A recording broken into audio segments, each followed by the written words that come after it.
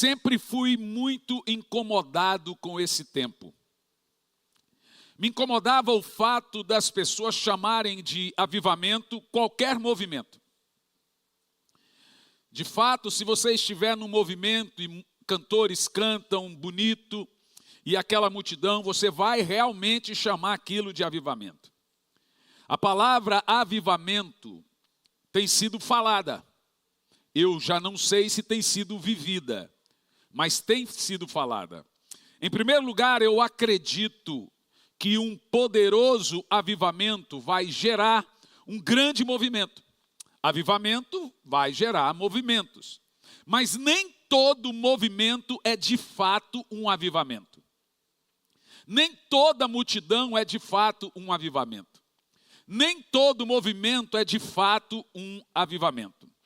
Então nós vamos olhar para a Bíblia Sagrada e para a história e ali encontrar características de um poderoso avivamento.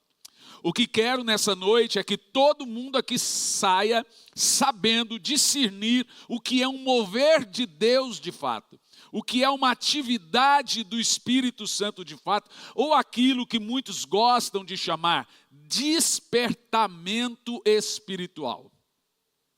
Para nós entendermos o que é um mover do Espírito Santo totalmente genuíno, nós precisamos usar duas coisas: a história e a Bíblia. E se nós encontrarmos um padrão comum na história e também na Bíblia, vamos saber o que é um grande, poderoso e potentoso avivamento. Uma coisa é verdade: nós precisamos urgentemente de um despertamento espiritual. E se eu puder lhe dizer o que é um avivamento, imagine você uma planta murchando, perdendo a cor do verde, ficando cinza, e murchando até morrer. O que você tem que fazer com essa flor? Você tem que pegar água e voltar a regar ela volta de uma forma ainda um pouco demorada a recuperar a sua coloração do verde. Avivamento é justamente isso. Avivamento é ressuscitar essa flor. É a ideia de Deus despertar os crentes que perderam o primeiro amor, perderam a sensação de vida, perderam a sensação de Cristo, perderam Jesus de vista. Então o Senhor precisa vir e avivar o seu povo. Eu estava pregando nesse domingo à noite, justamente uma mensagem de avivamento. Eu disse: eu estou preso nisso. E eu tenho perguntado ao Senhor: por que o Senhor tem me levado a insistir com o tema? Ele falou: porque ainda não chegou. Quando o avivamento tiver, talvez eu deixe você mudar. Joel pregou 78 anos a mesma mensagem. Abacuque pregou 92 anos a mesma mensagem. Então, João Batista, a Bíblia diz que ele pregava no deserto para que o povo se arrependesse, a mesma mensagem. E talvez você entende que isso se torna cansativo. Não vai se tornar cansativo, porque não se tornou cansativo o pecado. Então a mensagem de despertamento espiritual, do genuíno e verdadeiro avivamento, deve ser ensinada, deve ser pregada até que todos entendam. Porque a partir do momento que todos entenderem, vão buscar de uma forma bíblica o verdadeiro avivamento. Vamos ver aqui 4 características de um verdadeiro avivamento, de uma coisa bíblica. Primeira característica de um bíblico e genuíno avivamento, avivamento à maneira de Deus. Todo avivamento vem para gerar uma vida de retidão e santidade. Eu afirmo aos irmãos que todo avivamento trará um nível de temor sobrenatural e levará essas pessoas que estão ouvindo a palavra a uma busca por santidade. Quando o Espírito Santo nos visita, a primeira coisa que nós iremos querer é nos separarmos para Deus. Não há avivamento sem busca de santidade. Aqui, esse ponto aqui, você já descarta pelo menos uns 60% dos eventos e movimentos na igreja. Já que avivamento vai gerar uma busca por santidade, uma separação a Deus, eu pergunto, quantos eventos que são feitos que a pessoa sai dali com vontade de se santificar para Deus? Olha o que diz o texto, segundo Crônicas 7:14, nós temos aqui 7 questões importantes para o avivamento, e são 7 exigências e 3 bênçãos de um avivamento. Quando nós lermos esse texto com detalhe, você vai perceber, e se o meu povo, pensa o seguinte, Deus não abre mão desse padrão. Pensa só, Deus não abre mão desse padrão, não tem nada de errado os movimentos, se não é carnal, não tem nenhum problema. Mas para ser um movimento chamado avivamento ou despertamento espiritual, ele deve ter essas características aqui. Deus não abre mão disso, ele diz, se o meu povo, que se chama pelo meu nome, começa, se humilhar. Por que se humilhar está em primeiro lugar? Porque a coisa mais difícil que existe é uma pessoa se humilhar. Você nunca vai ver na Bíblia Deus dizendo que vai humilhar você. Eis uma coisa que Deus não vai fazer, te humilhar. Ele espera que você faça isso. Ele espera que você se humilhe. Notem o texto, não é eu vou humilhar as pessoas. O texto é se humilhem. Se humilhar, orar, buscar a minha face, se converter dos seus maus caminhos. São 4 exigências para vivermos um verdadeiro avivamento. Observem bem, senhoras e senhores. Se humilhar, orar, se converter dos seus maus caminhos, buscar a minha face. Deus não vai abrir mão disso. Esse é um texto conhecido por todos, mas você deve se perguntar se esses termos estão acontecendo no seio da igreja. Aí nós temos as 3 bênçãos depois das exigências. Então, eu ouvirei dos céus, perdoarei os seus pecados e sararei a sua terra. Está aqui o avivamento. Depois o Senhor vê você praticar as exigências que Ele impõe para vivermos um verdadeiro avivamento. Depois dele ver que você praticou isso, que é se humilhar, orar, buscar a minha face, se converter de seus maus caminhos, depois disso, aí Ele promete ouvir dos céus, perdoar os seus pecados e sarar a sua terra. Então vai por mim. Você pode juntar a multidão que você quiser. Você pode pôr 20.000 pessoas num lugar, 10.000 pessoas num lugar. Você pode pôr 100.000 pessoas num lugar. Essas exigências aqui de Deus, Ele não abre mão. Tem que ter um momento de humilhação, tem que ter um momento de santificação. Então, em primeiro lugar, todo avivamento vem para gerar uma vida de retidão e santidade a Deus. Todo avivamento na Bíblia se via o povo voltando ao Senhor com inteireza de coração, e a isso a Bíblia chama de santidade. O povo abandonando os seus ídolos e abandonando os seus pecados. De acordo com Joel 2:12, é o Senhor exigindo que o povo se volte para Ele da maneira dEle. Não da nossa maneira, mas da maneira dEle. Segundo lugar, todo avivamento vai gerar um mover de arrependimento. Quantos aqui conhecem a doutrina do arrependimento? Observem algo muito importante. Arrependimento é a primeira pregação do Novo Testamento. Vem antes de amor, misericórdia, graça, perdão, antes de qualquer outra pregação. Ali está a mensagem de arrependimento. Em Marcos capítulo 1, no versículo 4, está escrito: assim chegou João, batizando no deserto e pregando o batismo de arrependimento para perdão de pecados. Observa a ordem. Arrependimento para perdão de pecados. Não é pregando para o povo pedir perdão de pecados para receber perdão de pecados. A ordem é essa: pedir perdão não traz perdão. Arrependimento traz perdão. Você não é perdoado quando você pede perdão. Você é perdoado quando você se arrepende.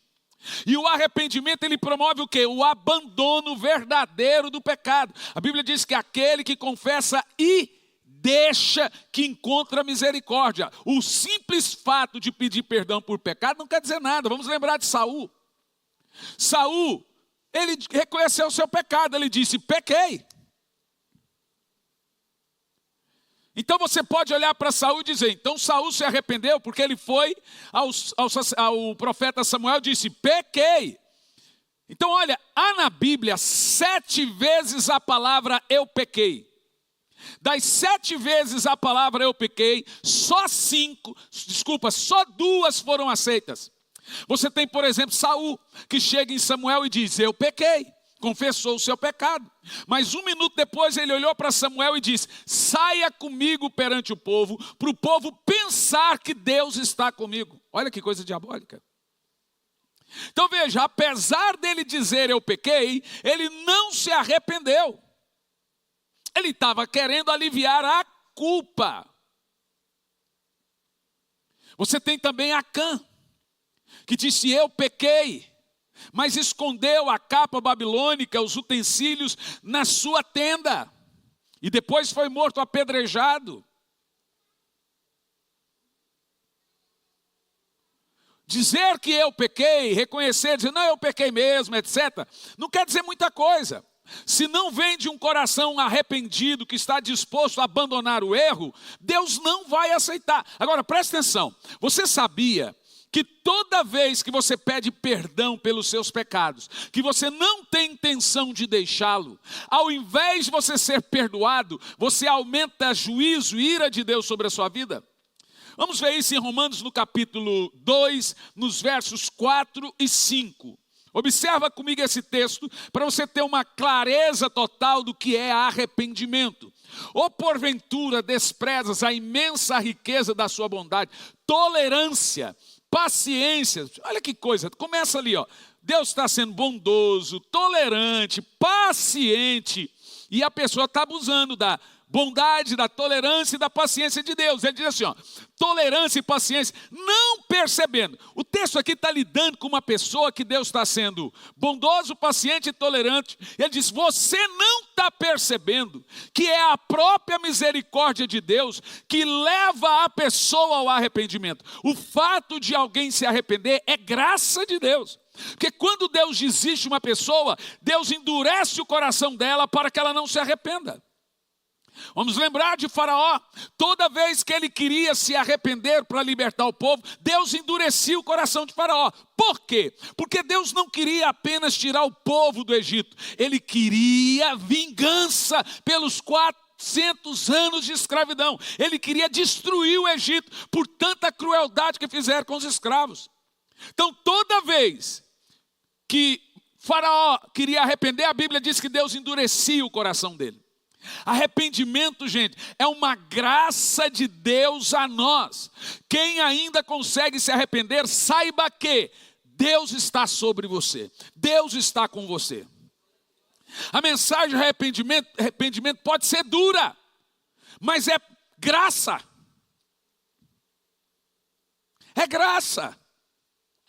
Você precisa entender algumas coisas quando a gente fala sobre arrependimento. Olha o resto do texto, verso 5, por favor.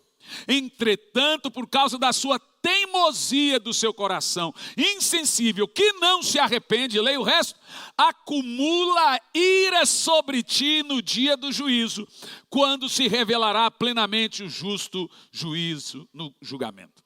Olha que interessante o texto. Por causa da sua teimosia, está ali o texto. Coração insensível. Não teve paciência. Você não se arrepende. Por não se arrepender, você está acumulando ira de Deus sobre sua cabeça. Funciona assim. Imagina que uma pessoa vem a você e te pede perdão pelo mal que ela te fez. Você fala, está perdoado. Mas amanhã ela vem e faz a mesma coisa e te pede perdão. Você fala, está perdoado. Mas depois ela vem e faz a mesma coisa e pede perdão. Você fala, está perdoado. Aí você fala, quantas vezes eu tenho que perdoar esse sem vergonha? Ela está arrependida? Claro que não. Claro que não. O arrependimento não é quando você chora, é quando você muda. O seu arrependimento tem que ser tão escandaloso quanto foi o seu pecado. Gente, você precisa entender uma coisa. Eu quero te mostrar na Bíblia que o que é arrependimento. Segunda de Paulo aos Coríntios, capítulo 7, no versículo 10, você vai entender agora o que é arrependimento e por que avivamento e arrependimento são entrelaçados aqui, ó. Porque que nenhum movimento poderoso de Deus na história, seja despertamento espiritual, se tem nome de avivamento, ele não existiu sem arrependimento. Olha o que diz o texto. A tristeza conforme o Senhor não produz remorso, mas sim uma qualidade de arrependimento que conduz à salvação. Porém, a tristeza do mundo traz morte. Deixe-me te explicar o que significa esse texto. A tristeza do mundo dita ali é o remorso. O remorso mata as pessoas. Veja, você pode passar 40 anos com o pecado escondido. O remorso não deixa você esquecer. Então, como você se livra disso? Através do arrependimento. Olha, o arrependimento é tão poderoso, gente, que ele te cura, livra você da culpa mental. Te explico. Olha só, a Bíblia fala que quando uma pessoa peca, tem duas questões importantes aqui que eu quero falar para você. Você chama ela em secreto, no caso o pastor, se o pastor ficou sabendo, corrige ela no secreto. Se ela não aceitar a correção, você chama duas testemunhas. Aí você já corrige ela com duas testemunhas. Se ela aceitou com essas duas testemunhas, ninguém precisa saber mais. Se ela não aceitou, você chama ela diante de toda a assembleia. Isso é em terceira opção. Diante de toda a assembleia, de todo mundo, você corrige ela. Acha aquele texto para mim, pastor Fernando, que eu te passei? Dá ali para o Tiago lá para mim, por favor. Se a pessoa aceitou a disciplina particular ali, caso resolvido. Se é um membro comum na igreja. Quando é um líder, aí o caldo é grosso. Isso não está na velha aliança. Isso é. Por que a Bíblia manda fazer isso?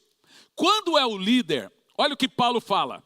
Se um presbítero, que é o mesmo pastor, um líder ou um irmão da igreja cair em pecado, ela já pula as outras opções. Chame ele diante de todo mundo e o repreenda para que os demais temam. Por que Deus faz isso? Primeiro ponto, blindar a igreja porque é um escândalo, não é verdade? Olha lá, vamos ler lá. Não aceite a acusação como presbítero, se não houver mais de 2 ou 3 testemunhas. Alguém vem falar mal de um pastor, a Bíblia diz que tem que ter 2 ou 3 testemunhas. Continua. Quanto aos que vivem na prática do pecado, repreenda-os na presença de todos, para que os outros de igual maneira se encham de temor. Pense o seguinte com o pastor, é pesado ou não é, gente? Agora pergunto, as igrejas fazem isso. Agora pensa o seguinte, a gente descobre aqui que o irmão líder pecou e a gente mete para debaixo do tapete. E depois você descobre, e você sabe que o pastor sabe, essa igreja não tem mais moral. Ela perde toda a moral diante do povo. Começa pelo pastor. Se tem uma coisa que não se pode fazer é varrer pecado para debaixo do tapete. Agora, mas pastor, vai envergonhar a pessoa. Veja, pecado é uma fera grave. O pecado é uma fera que cresce em proporção do que se alimenta. O que eu estou dizendo com isso? Quanto mais pecar, mais vai pecar. O pecado cresce com a prática. A única maneira de vencer pecado é deixando de pecar, parando. Ele vai crescendo com a prática. O pecado é cruel. Ele te leva mais longe do que você jamais quis ir. Ele te mantém lá preso por mais tempo do que você nunca imaginou ficar.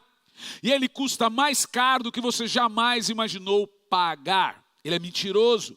Ele promete vida e paga com morte. No pecado, o prazer é seu, mas a alegria sempre será do diabo. Não foi o diabo que expôs Davi, foi Deus. A Bíblia diz que tudo que você faz no oculto, Deus grita no telhado. Porque para o diabo vale a pena ficar em secreto o pecado das pessoas, mas para Deus não vale a pena. Quando nós disciplinamos um líder que peca, a nossa esperança é que haja arrependimento, que ele seja recuperado e depois volte a pregar ou trabalhar para Deus. Mas quando tem líder nosso que peca, primeira coisa que a gente faz, eu no caso faço, olha, saiba que o que você fez não é como um membro comum fazer. A Bíblia diz que o membro você lida de um jeito, o líder de outro. Então você sabe que você vai diante da igreja, você vai pedir perdão. Mas por quê? Porque logo vem a fofoca, meu filho. Quando você chega, gente, eu errei, gente, eu pequei, você acaba com qualquer fofoca. A Bíblia é perfeita. E as pessoas têm que entender que não se pode brincar com o pecado. Ele vai te humilhar, ele vai destruir seu casamento, ele vai destruir sua vida, você vai ser humilhado. Antes de entrar no pecado, você tem que entender que o pecado vai destruir você. Você ficará envergonhado perante a sociedade, perante seus amigos, diante da esposa, diante dos filhos, diante de todo mundo. O pecado moral é uma desgraça. Sabe o que mais me entristece nos dias de hoje? É que o pecado entrou na igreja, na esfera da igreja, assim, de uma maneira avassaladora. Eu estava comentando com os pastores nesse final de semana, eu estou assustado com as notícias que chegam nos meus ouvidos. Isso porque eu tenho 25 anos de ministério, gente.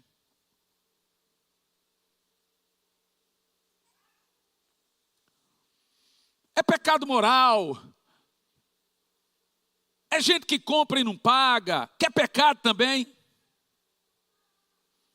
Por isso que nós precisamos urgentemente de um avivamento quando vem o Espírito Santo. E você, a Bíblia diz, ele vem e convence você do pecado, da justiça e juízo. Então as pessoas ficam com a mente mortizada. Fica igual minha mão está aqui por causa do frio. Não sente os dedos.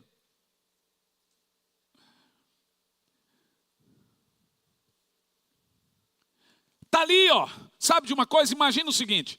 Vou eu, pastora Elisandra, pastor Fernando e pastora Sil, vamos almoçar no Madalosso. Pastor Fernando que paga.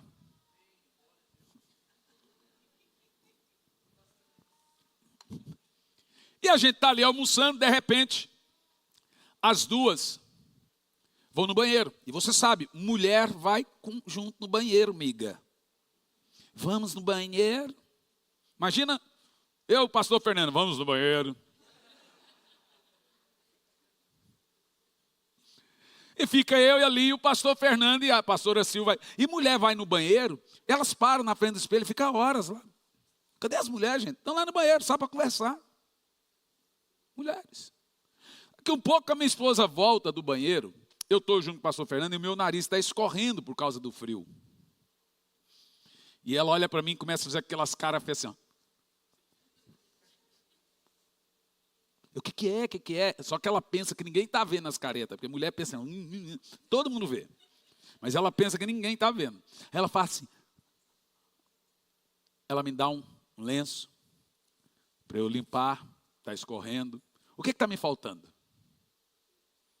Espelho. Qual é a meleca que está na sua vida que todo mundo vê e você não percebe? Todo mundo está vendo que não vai dar certo. Todo mundo está vendo que você está enveredando por um caminho que vai destruir você. Quando chegar lá na frente, você vai dizer assim, tem saudade dos meus filhos, tem saudade da minha ex-mulher, saudade do meu ex-mulher. Qual é a meleca na sua vida? Todo mundo está vendo e você não percebe. E as pessoas fazem as coisas escondidas, depois, a hora que explode, Elas vêm desesperadas.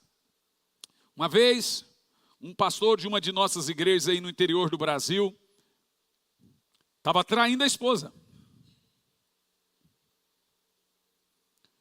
E a esposa dele me ligou.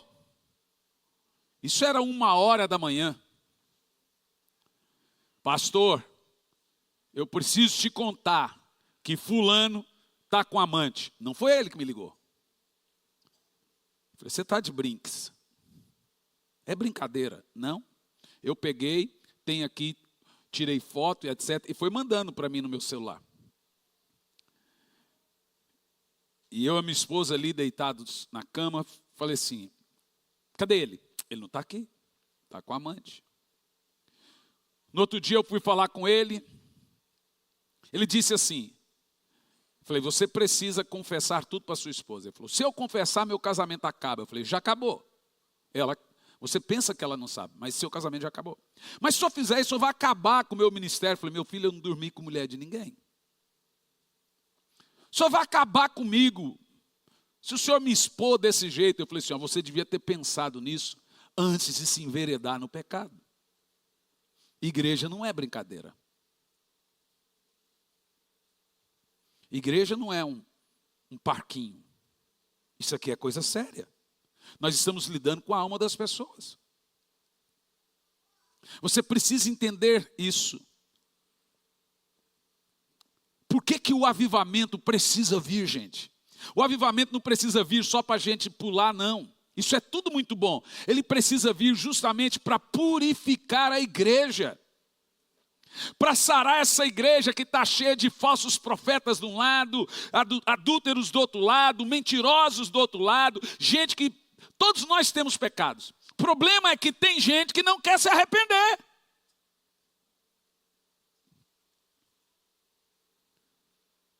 Há 4 anos eu tenho pregado sobre avivamento e alguns interpretam errados. Vem aqui na igreja para você fazer um movimento. Eu falei, cá? Entendeu nada? O que nós precisamos é de um batismo de fogo para purificar a igreja, preparar ela para o noivo. Deixar as suas vestes brancas. Jesus não vai voltar para uma viúva. Ele vai voltar para uma virgem.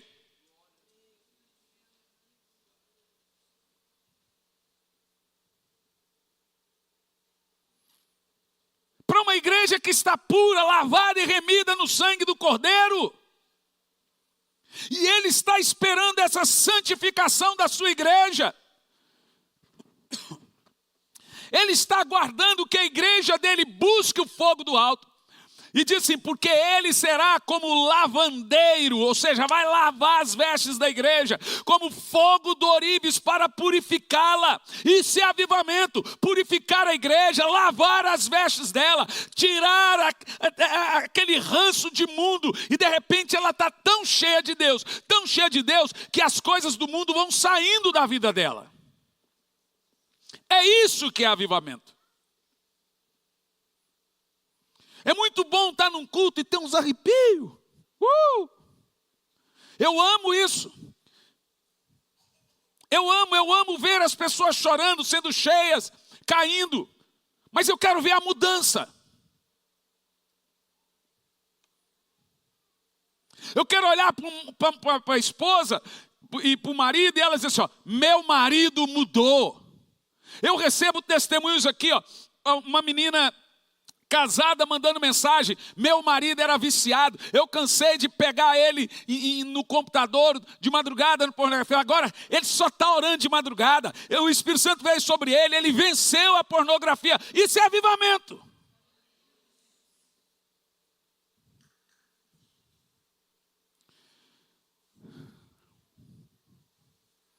Mas pastor, a mensagem de arrependimento, ela ofende as pessoas, de fato. Mas as pessoas passam a vida ofendendo a Deus com seus pecados. Deixa que se ofenda por um pouco. Elas passam a vida ofendendo a Deus com seus pecados e não querem ser ofendidas pela verdade.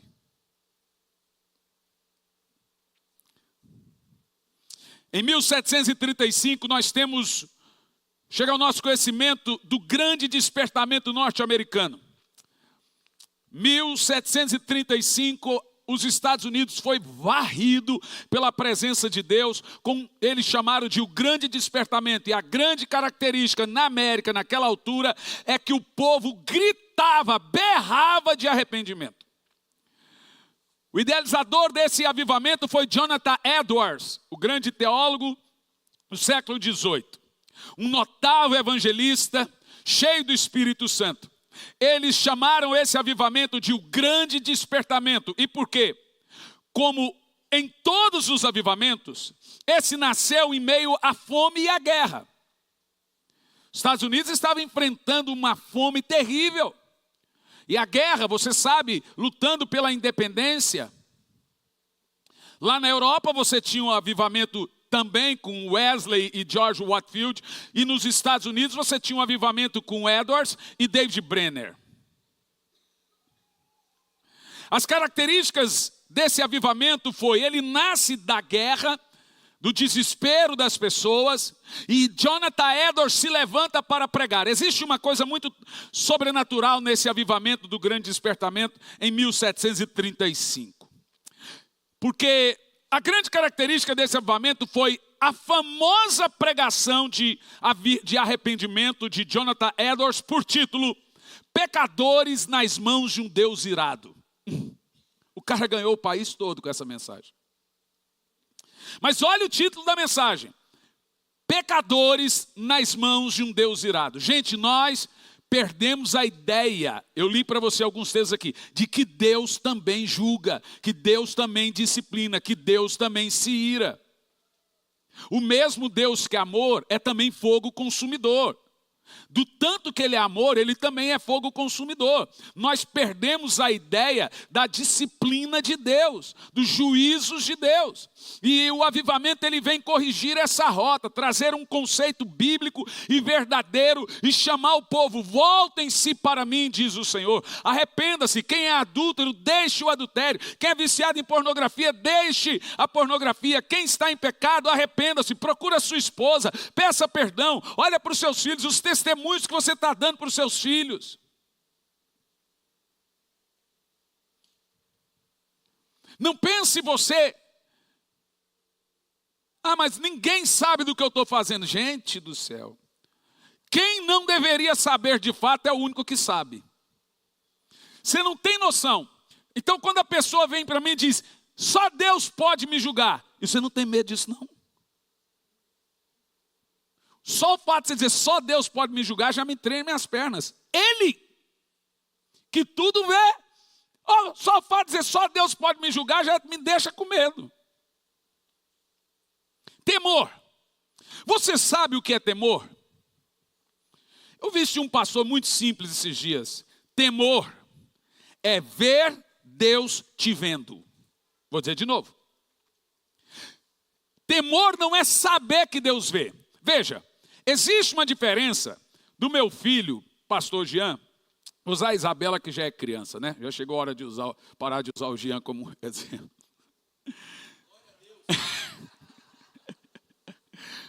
Imagina a minha filha, sabe que o papai vê. Ela age de um jeito, ela sabe que não pode.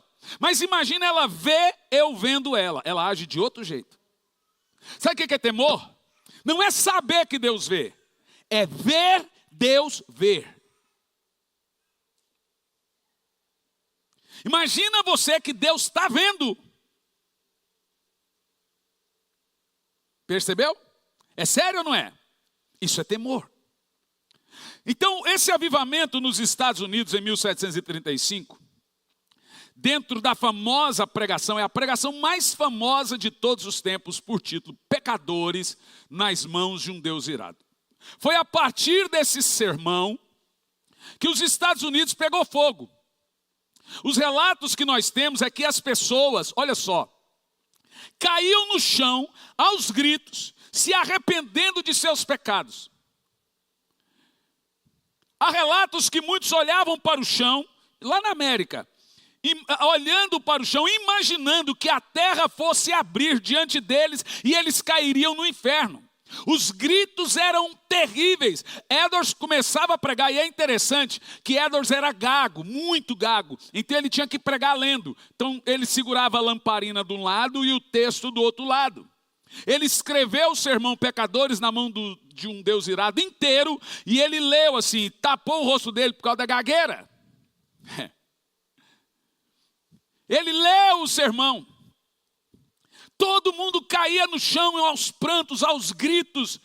Pensava que a terra ia abrir. Gente gritava, para de pregar, pelo amor de Deus. Há relatos que teve gente que beirou a infarto. Tamanho era a agonia de arrependimento naquelas palavras de Jonathan Edwards. O mundo inteiro até hoje fala desse sermão de Jonathan Edwards. Só que veja, os Estados Unidos pegou fogo. A história conta que os Estados Unidos não foi mais o mesmo desde a pregação de Jonathan Edwards. Aí vem Finney depois com a mesma mensagem de arrependimento. Aí vem uma sequência de muitos avivalistas na sequência. Que Edwards queria? Ele queria ganhar os índios canibais. Seu genro ganhou. O grande mover que nós temos aqui é o seguinte. Edwards orou e jejuou por semanas antes de pregar o sermão de arrependimento. Trancou no quarto e não saiu de lá até ele ter a total convicção de que o sermão estava ungido. Em um dia após o tão famoso sermão, um dia depois que ele pregou isso em Massachusetts, as pessoas iam para as praças queimar seus livros de feitiçaria ou romances pornográficos. Também quebravam suas garrafas de bebida alcoólicas e desfaziam de seus charutos ou qualquer outro tipo de fumo. Tudo que não vinha de Deus, eles faziam em toda a América fogueiras gigantes e tacavam fogo. Que mover sobrenatural do Espírito Santo, gente. Imagina nós aqui pregando, em um dado momento o Espírito Santo decide que derrama sobre nós algo poderoso, seja você online ou você aqui, e o povo no Brasil decide queimar a revista, nem tem mais revista pornográfica, né? Mas queimar seus pecados, queimar ídolos, queimar coisa arada, queimar cigarro, bebida alcoólica, livro de feitiçaria, um monte de coisa arada que nós Deus destruir, desfazer dos seus ídolos internos. É isso que eu espero para essa nação, gente. Essa nação nossa tão depravada, se não é um avivamento, nós estamos cheios de igreja, então precisa do quê? Um avivamento. Porque movimento nós temos de sobra. Eu prego no Brasil inteiro para 10, 20, 15 mil pessoas, sempre uma multidão, multidão, multidão. Nós sabemos reunir pessoas. Agora eu quero que o Senhor desça e que depois de uma mensagem de avivamento, o povo realmente mude. Nós somos considerados em todo mundo a nação mais depravada do mundo, a começar pelo carnaval.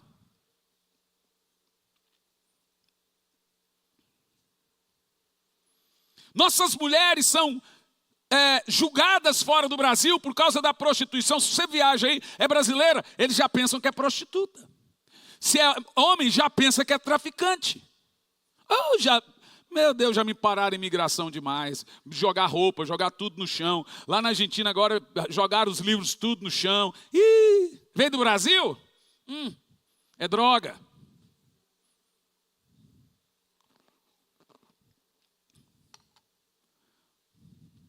Eu quero que o Brasil experimente um despertar espiritual. Veja, como aconteceu aqui nos Estados Unidos, um mover de arrependimento sobrenatural que queimou aquela nação, porque Edwards estava cheio do poder de Deus, quem o ouvia também foi cheio do poder de Deus, e foi um batismo de arrependimento sobrenatural.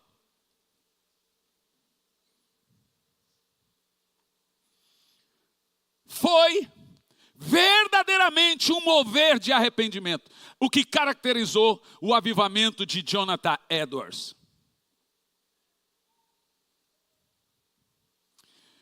Queria ficar aqui, mas eu tenho mais outros 2 pontos. Tão bom falar disso. Eu sei que alguns não gostam, eu gosto. Um dos livros mais vendidos que eu tenho é Arrependimento Profundo e Eficaz. Foi você que traduziu, né, Nath? Arrependimento. Foi. Isso. Todo avivamento vai gerar. Vamos lá. Eu estou falando para você que tem avivamento, cada um com suas características. Por exemplo, o avivamento de Wesley tinha característica na santidade, na piedade. E ele pregou sobre isso na Inglaterra. Então as pessoas sentiram o desejo de se separar para Deus. O avivamento de Edwards foi um avivamento que trouxe arrependimento. As pessoas se arrependiam pelas coisas ocultas. Trouxe sobre os Estados Unidos um batismo de abandono de pecado. Agora, todo avivamento também vai gerar um movimento de oração. Existe algo interessante na oração que eu gostaria de falar com você aqui. Dentro desse contexto das 4 características de um genuíno bíblico avivamento. E também nós temos a história que nos respalda e temos a Bíblia que nos respalda. Se na Bíblia nós temos isso, e a história dos avivamentos temos isso, eu acredito que uma dessas 4 questões, ou as 4 juntas, vai vir sobre o Brasil. Quem ama a sua nação? Você deve sentir esse fato, você deve pedir por isso. Sabe por quê, meus irmãos? Se não vier um avivamento em nossa nação, a geração inteirinha se perde. Toda geração precisa ter uma visitação de Deus. E aí, tá nossos filhos, netos, sobrinhos.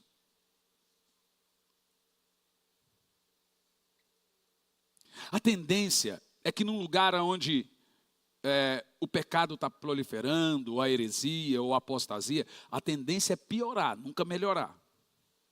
A menos que Deus visite o povo.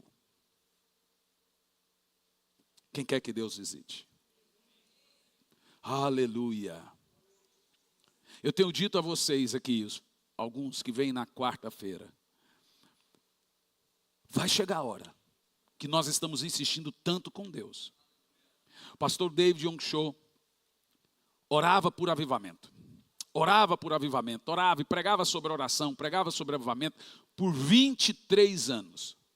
Até que um presbítero pediu uma reunião, fez uma reunião e falaram para ele: pastor, o senhor precisa parar de pregar só isso. A igreja necessita de outras questões. O pastor Cho, Coreia do Sul, falou: vamos fazer o seguinte, vamos pôr em votação. Se vocês votarem que eu tenho que parar de pregar sobre avivamento, oração e etc., eu paro. Fizeram a votação. O presbítero foi vencido. E falaram: continue a pregar. 1 ano e meio depois, uma menina ressuscitou. A igreja saiu de 500 pessoas para 1 milhão de membros, a maior igreja do mundo. Na África do Sul, eles oraram e buscaram o Senhor por 26 anos. Uma hora ele vai descer.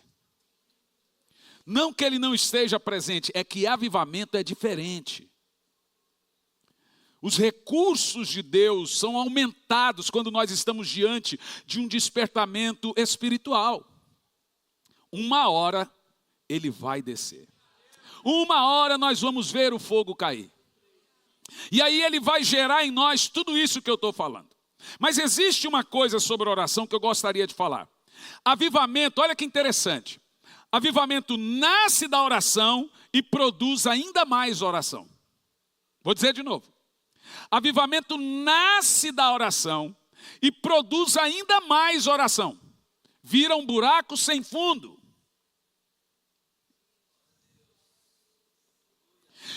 Para ter avivamento, tem que ter gente orando e clamando.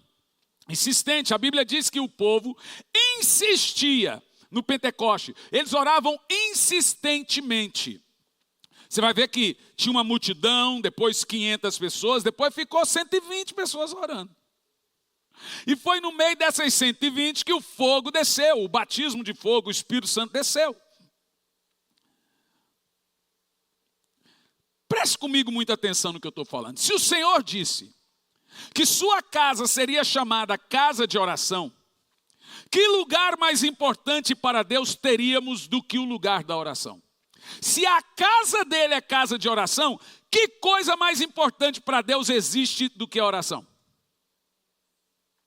Na batalha espiritual de todas as armas, a oração é o que mais fere o diabo. Por que avivamento vem da oração? Porque em oração você cala o inimigo do avivamento. A oração é a arma produtora de avivamento. Agora lá no Rio de Janeiro, terminou o culto, os jovens chegaram em mim e perguntaram: pastor, nos fala o segredo. Eu falei: não tem segredo. Vocês têm que orar. Não, a gente já ora. Eu falei assim: então vocês têm que orar mais. Se você ainda não recebeu, é porque a sua oração não foi o suficiente.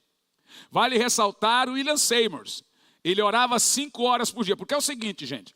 Não quero colocar nas suas costas um peso para orar 10 horas, 5 horas, etc. Se orar 1 hora por dia, Deus vai amar isso. Mas se você quiser algo sobrenatural, você tem que fazer coisas além de 1 hora por dia.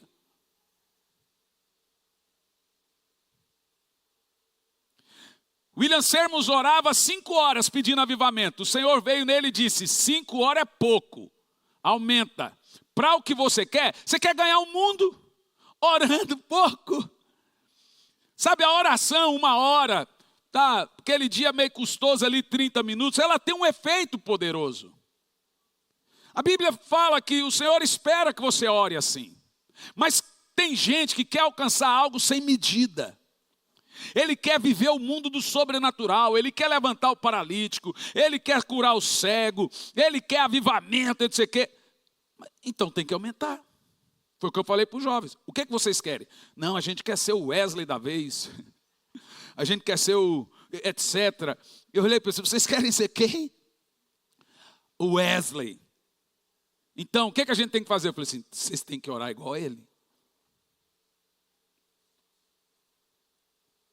Quando eu estive na salinha de John Wesley, como a minha filha fala, Dom Wesley, eu dobrei o joelho lá. Falei: Senhor, dê a mim o que o Senhor deu a John Wesley. Ele disse: dá a mim o que o Wesley me dava.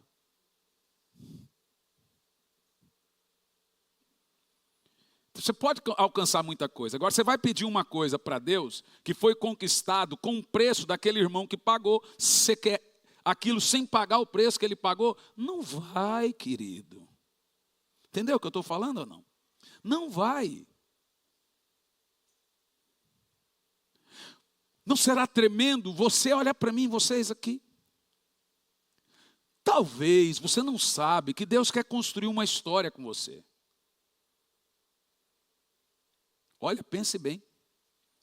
É impossível eu conceber o futuro de vocês. Mas Deus sabe. O que eu estou fazendo aqui é chamando vocês para fazermos história. A pior coisa no mundo é passar pela vida sem ser percebido. Eu costumo dizer que eu não vim para deixar um risco. Eu vim para deixar uma marca. A minha avó dizia: tem dois tipos de pessoas no mundo, Hernani. Uns que contam a história, outros que fazem a história. Decida qual você quer ser. Eu falei assim: eu vim para deixar uma marca. Eu não vim para deixar uma marca, eu sou rico, eu sou coach, nada. Eu amo que me chamem de evangelista. Eu quero lá na frente ser lembrado como o pastor que pregava sobre oração. Como hoje a gente lembra de Embaldes, hoje a gente lembra de Wesley e outros. Não sei daqui quantos anos, eu sei o que eu estou fazendo. Como eu preguei domingo passado. Gente, olhem para mim e vejam a gana que eu estou falando de avivamento. Será que você consegue perceber que o meu coração queima quando eu vou falar sobre isso? Que eu me exalto quando eu vou falar sobre isso? É porque você está percebendo que essa é a minha vida. Esse é o meu chamado. Eu fui chamado para isso. Aonde eu vou para falar disso. Aonde eu vou, eles me convidam para falar disso.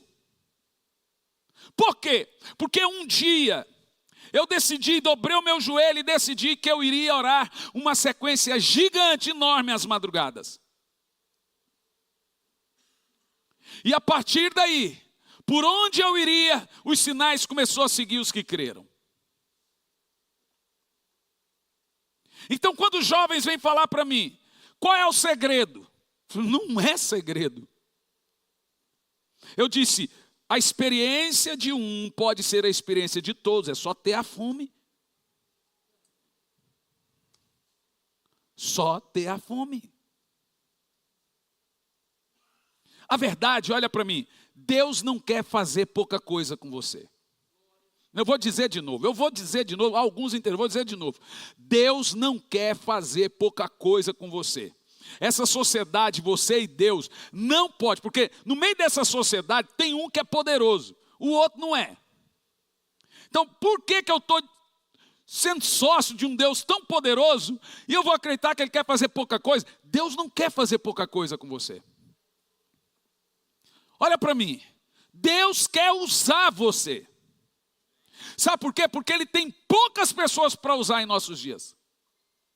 E o motivo, as pessoas não se preparam, santificai-vos, porque o Senhor vai fazer maravilha no meio de vós. As pessoas não se preparam para que o Senhor tome elas e as use. Então vou repetir, Deus não quer, olha, presta atenção, Deus não quer fazer pouca coisa com você. Ele quer fazer coisas grandes através de você, coisas poderosas através de você. Ele quer usar você de uma maneira sobrenatural, Ele quer usar você de uma forma surpreendente. Eu quero que você entenda isso e receba isso no seu espírito e saia daqui dizendo, quer saber? Eu vou deixar Deus me usar e Ele não quer fazer pouca coisa comigo. Então eu vou pagar o preço, se dedique um pouco mais.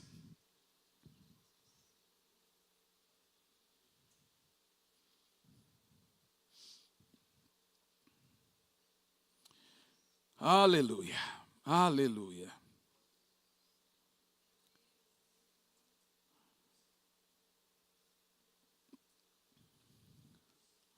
O grande segredo, o maior de todos os avivamentos, é o mover de oração antes e a continuidade de oração depois.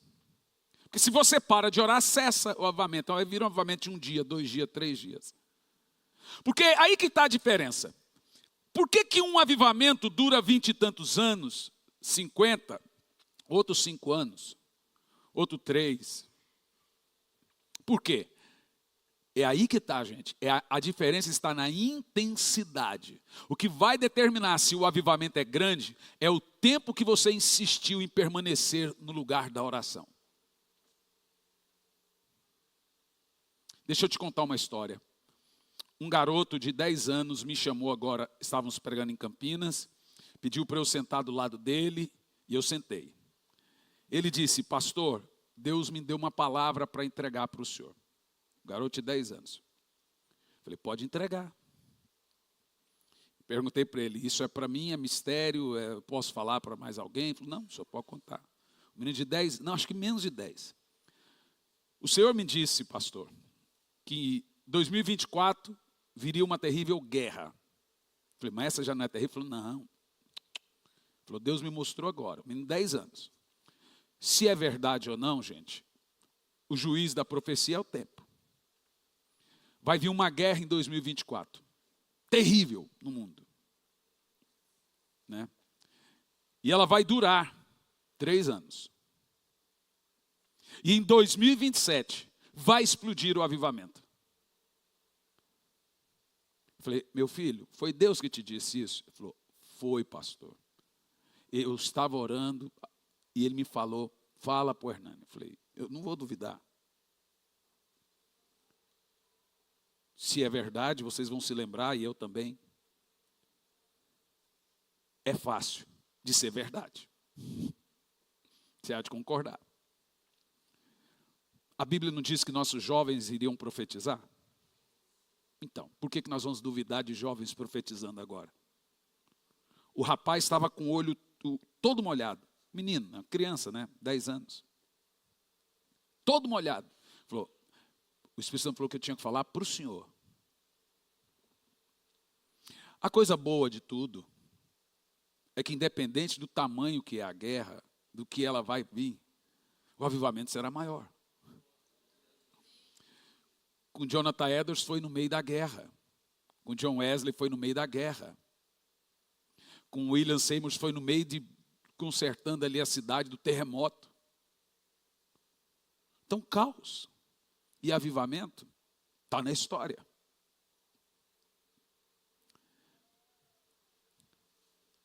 Isso nos leva ao quarto e último ponto.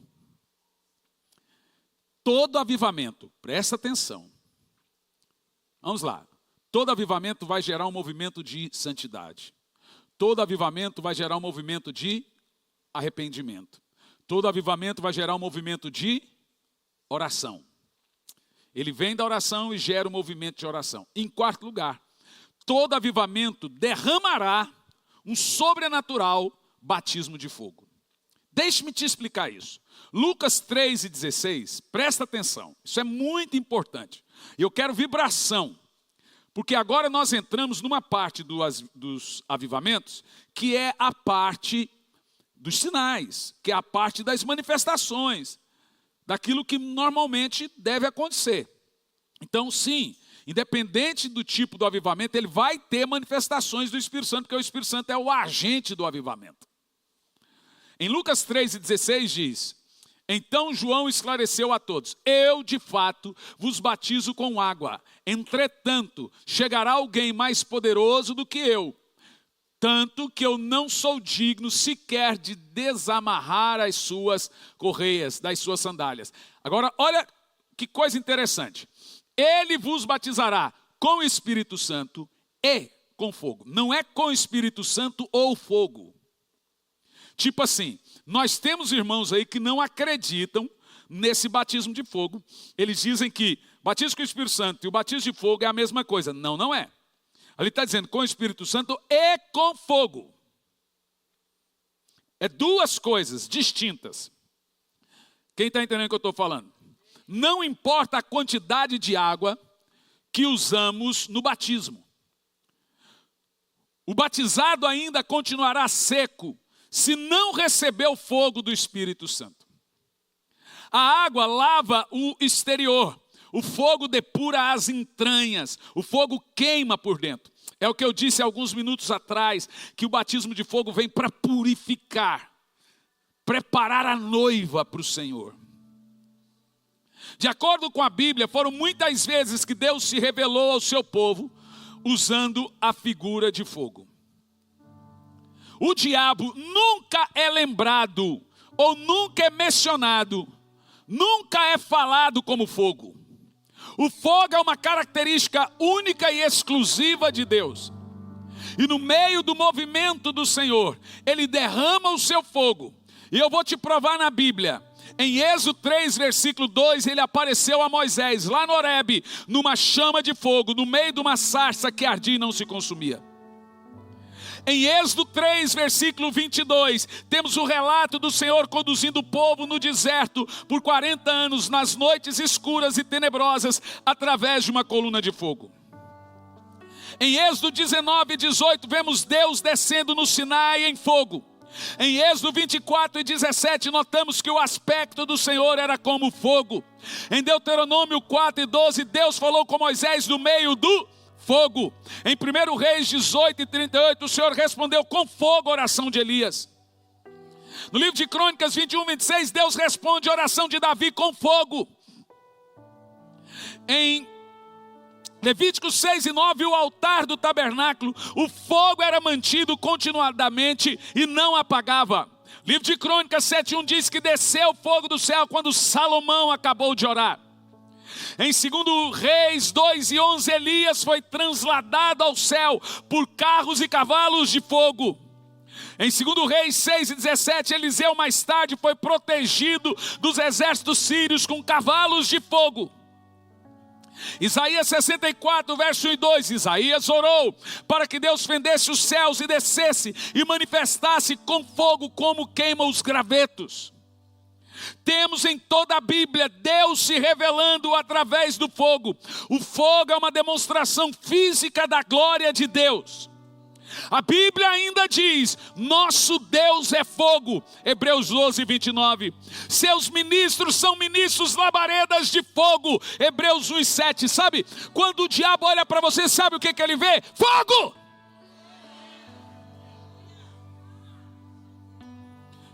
O diabo não vê uma pessoa, ele vê labareda, diz aqui o texto, labareda de fogo. Está cheio do Espírito Santo, é cegar o diabo. Fogo! Então o diabo olha, sabe o que ele vê? Fogo! O que nós precisamos é de crentes cheios do fogo do Espírito.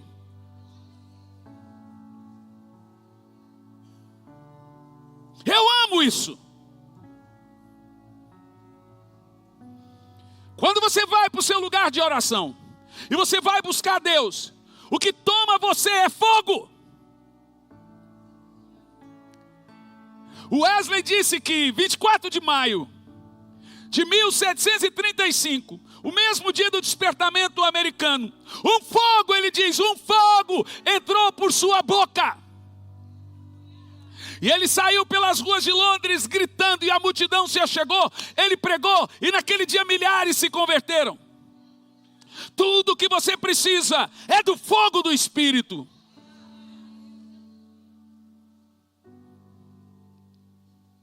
O trono de Deus é fogo. Daniel 7:9. A palavra de Deus é fogo. Jeremias 23 e 29. O amor de Deus é fogo. Cantares 8, versículo 6. E ainda no Novo Testamento tem mais. Jesus batiza com fogo. Mateus 3:11. O Espírito Santo desceu no dia de Pentecoste com línguas de fogo. Atos 2 e 3. E a Bíblia ainda diz que os seus olhos são como chamas de fogo.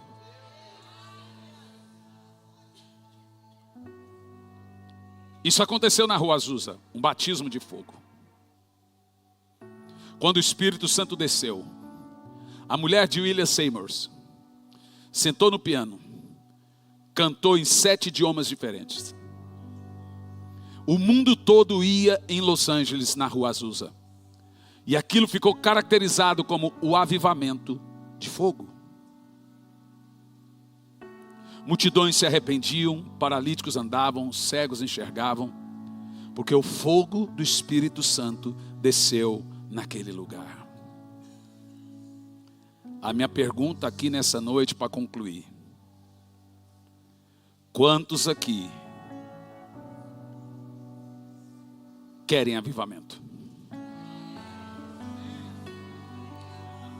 A sua casa será visitada. Quantos entendem o que eu estou falando? Sabe, quando você ora em línguas, no reino espiritual, a Bíblia chama isso de línguas de fogo. Sabe qual é a visão que se tem no reino espiritual? Em cima da sua cabeça tem uma chama de fogo. Mas como é que o Senhor diz isso? Porque está escrito em Atos 2. E viram pousando sobre suas cabeças línguas de fogo. Falar em línguas movimenta o céu e move o fogo. O fogo queima a vela, enquanto ela ilumina o ambiente. Você deve querer o fogo do Espírito.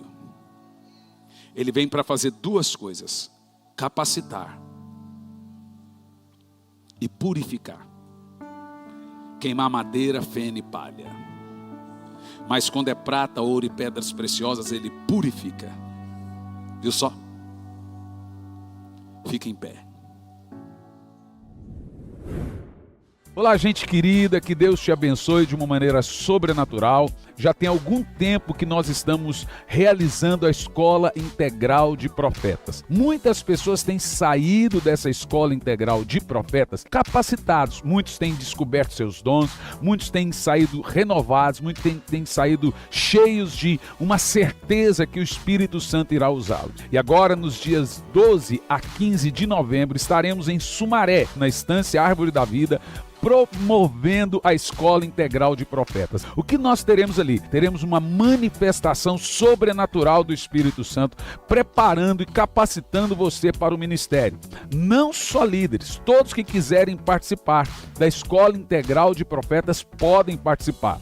Serão 4 dias muito intensos, cheios do poder do Espírito Santo. Toda essa escola é preparada para você. Eu estarei ali ministrando, teremos outros ministrantes também, professores, teremos vários ensinos, várias matérias que preparam você para o ministério. A inscrição é pelo meu site, hernanesantos.org, e ali você vai fazer a sua inscrição. Tem vários tipos de inscrição, desde o alojamento a um apartamento. Olha, eu não quero ficar em alojamento, eu quero ficar sozinho dentro de um apartamento. Você tem essa modalidade também. Foque no que Deus vai lhe dar, no que Deus vai dar a você, na capacitação, naquilo que você vai aprender, naquilo que você vai ouvir. Serão dias sobrenaturais do poder de Deus. Você é o meu convidado, te aguardo lá.